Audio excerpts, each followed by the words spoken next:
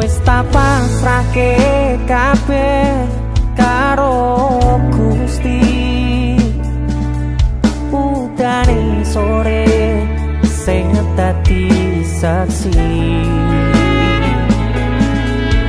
nalika kabeh iki tak lakoni ikhlas ati.